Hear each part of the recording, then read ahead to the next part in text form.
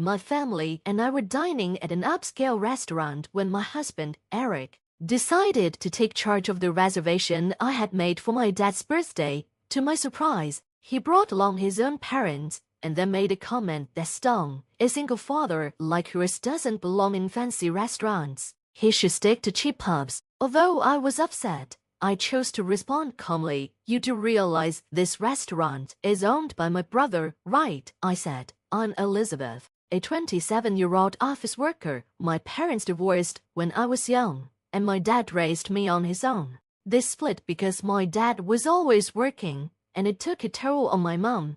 Even though Dad still loved her and didn't want the divorce, he eventually agreed when she said, "I'm tired of waiting, set me free." After the divorce, I stayed with Dad for financial reasons. He would always tell me, "It's not your mom's fault. It's mine for relying on her too much and neglecting her. I regret making her feel lonely." Whenever I asked why Mom left, he would just sigh sadly. Despite everything, Dad always put me first. He attended all my school events and never missed a birthday or Christmas. Some people make hurtful remarks about us being a single-parent household, but Dad's love made those comments easy to ignore.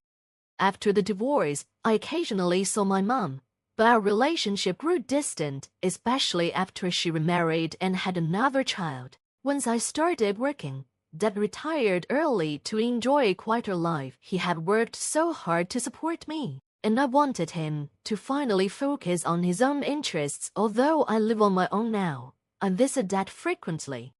2 years ago, I married Eric, who had been introduced to me by a friend. Eric is hardworking and honest, and my dad quickly grew fond of him. His parents were also welcoming and accepted me immediately. However, the idea of moving into Eric's family home caused me significant distress, especially considering both my parents. My parents are getting older, and I constantly worry about them. They're both retired now and have become increasingly isolated, rarely going out or interacting with others. Moving in together seemed like a good opportunity for everyone, and Eric pleaded with me to consider it. "Please, think about it," he said earnestly. Of course, I wanted to respond to his heartfelt request, but moving into his parents' house would put a considerable distance between me and my dad, making it difficult to check on him as often as I used to. Although Dad is in good health, I feared that if something happened, he might not be found in time. I was torn about what to do, but eventually, Dad offered his advice. "I'm healthy enough to live on my own. I don't want to be a burden to you. You should take care of Eric's family. Just call me if anything happens," he emphasized. Reluctantly, I agreed to move in with Eric's parents, but just a few weeks after the move, I began to regret my decision. The people I thought were kind and welcoming began to show their true colors. Eric and his parents started treating me like a servant, leaving all the household chores, cooking, laundry, and cleaning solely to me while they did nothing. When I asked Eric for help, he brushed me off. "I'm tired from work too.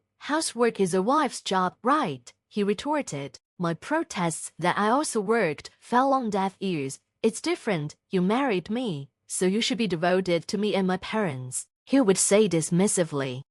Coming home exhausted from work, only to face an endless list of chores, was overwhelming. But it wasn't just the chores. Eric's mother, Mary, made my life a living hell. She would deliberately spill food to dirty the floor or complain about the smallest speck of dust. "This spot is dirty, clean it," she would order, leaving dirty clothes everywhere for me to pick up. After I had washed and carefully folded them, she'd say, "These folds will crease the clothes, do it again," and then kick them apart. Mary often made cruel remarks about my upbringing, sneering, "You can't even do housework properly because you weren't raised in a proper family. How pitiful. It's amazing you can't hold a job. The company must be blind to hire someone like you. It's your dad's fault for the way he brought you up." I was against marrying someone from such a family, but Eric insisted. I deeply disapprove. "You should be more devoted to us and Eric. If we hadn't welcomed you as a wife, you'd be living a sad, lonely life with your dad."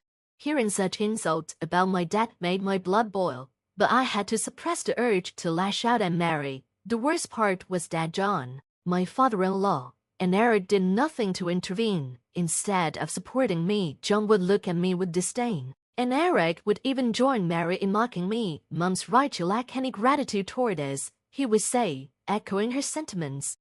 "Why is she so cold to you?" Eric sneered. "A woman from a dysfunctional family like yours would have been left on the shelf if I hadn't married you. You hardly have any qualities beyond working and doing housework, so at least do those well. Don't even think about asking to share the chores. That's your role as a wife. Making excuses like being tired from work is completely unacceptable. I won't tolerate it," Eric dictated. Whenever I tried to argue or refuse, Eric's mood would shift dramatically, treating me as if I didn't exist. "How dare you, as a wife, make a fool of me," he would shout. Mary, his mother, would chime in. "Don't stress Eric out when he's tired, only making things worse for me." Some of the furniture in my in-laws' house had been bought with my money, and not by choice. They had abruptly taken me to an electronics store, pressuring me to buy things. I capitulated under the public pressure, not wanting to cause a scene.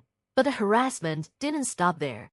When I tried to visit my family for Christmas, they obstructed me at every turn. "You're our wife now. Focus on our preparations. We have a feast to prepare and thorough cleaning to do. Your dads all alone won't be doing much, right? We have other relatives to entertain." They insisted. When I persisted in wanting to go home, they responded childishly, spilling juice on my packed clothes and hiding my shoes.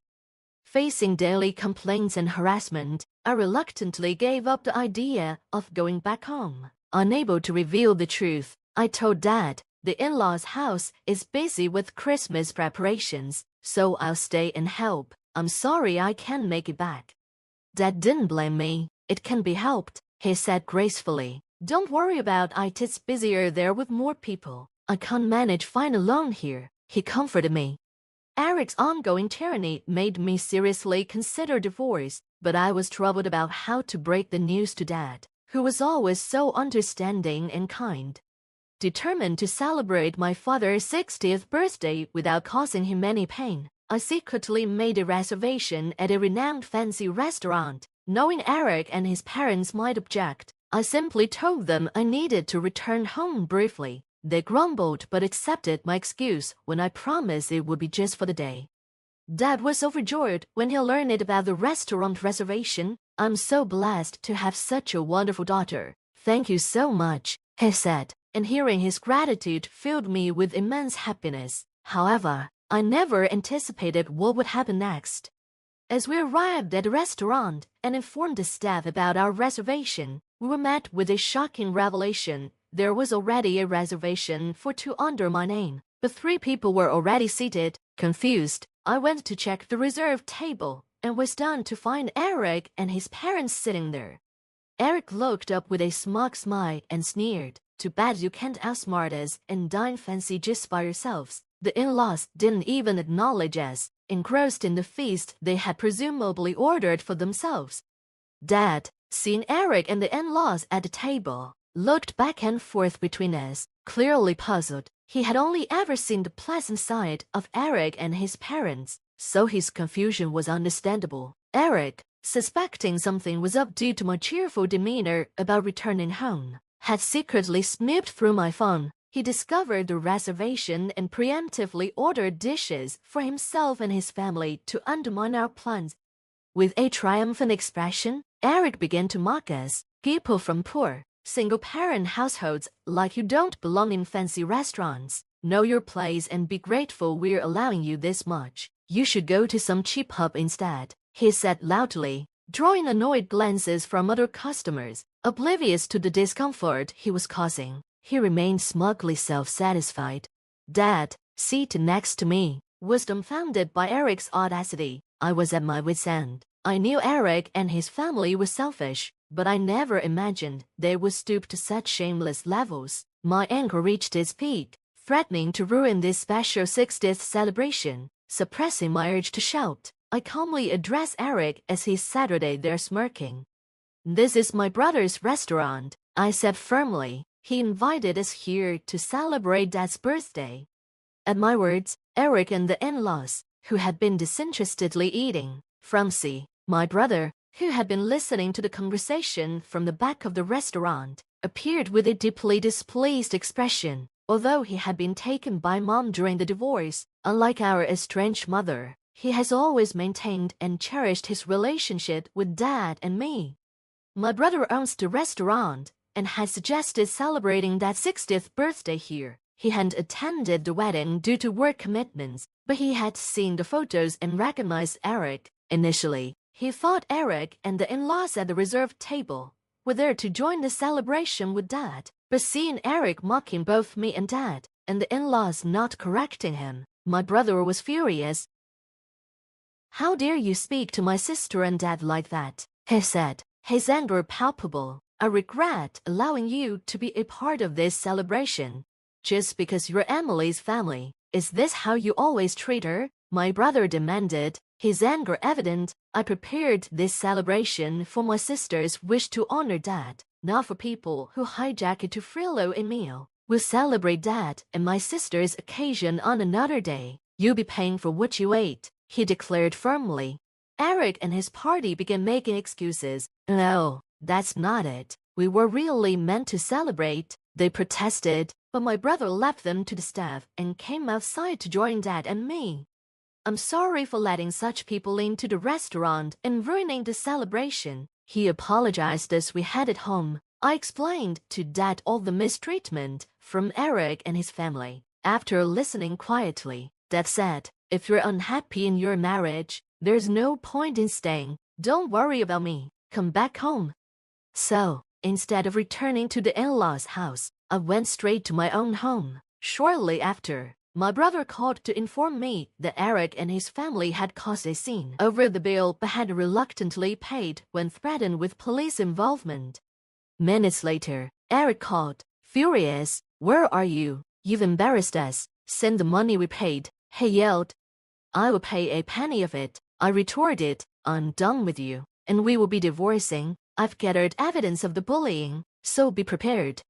I had been collecting evidence of the harassment from Eric and his family, which they never suspected. According to a lawyer I consulted, the forced purchases and other financial exploitations were enough to prove psychological abuse. Realizing I was serious about the divorce, Eric panicked. "No one but me would marry a woman from a single-parent household. Do you want to upset Dad?" he threatened. I scoffed. "Dad said my happiness matters most. I'd rather be with him than deal with the likes of you." Eric warned, "You regret this. Think it over." But I hung up and proceeded with the divorce preparations. Eventually, Eric and I divorced. He was reluctant due to concerns about societal image but eventually gave in. As the court date approached, I had gathered substantial evidence of psychological abuse, which ensured I received a fair settlement in the divorce. During the property distribution, I took steps to protect my assets and secure my future. I reclaimed the furniture I had purchased for the in-laws' house, exercising my legal right as the buyer. The in-laws tried to complain, but my lawyer simply pointed out that a purchaser naturally retains the right of possession, leaving them defeated.